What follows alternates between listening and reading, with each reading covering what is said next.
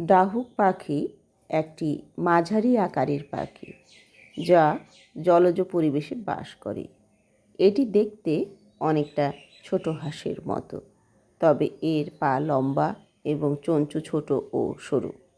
ডাহুক পাখির পিঠের রং ধূসর থেকে খয়েরি কালো এবং মাথা ও বুক সাদা। ঠোঁট হলুদ এবং ঠোঁটের উপরে লাল রঙের একটি ছোট দাগ থাকে। ডাহুক পাখির কিছু বিশেষ বৈশিষ্ট্য নিচে উল্লেখ করা হলো। আকার: এটি একটি মাঝারি আকারের পাখি যার দৈর্ঘ্য প্রায় 25 সেন্টিমিটার। রং: এদের পিঠের রং ধূসর থেকে খয়েরি কালো এবং মাথা ও বুক সাদা। ঠোঁটটি হলুদ রঙের এবং ঠোঁটের উপরে লাল রঙের একটি ছোট দাগ থাকে।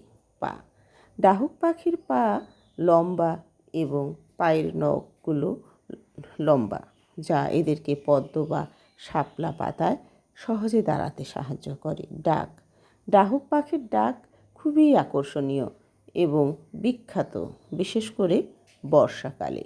জীবন: ডাহুক পাখি সাধারণত ঝোপঝাড়ে জোড়ায় জোড়ায় ঘুরে বেড়ায়।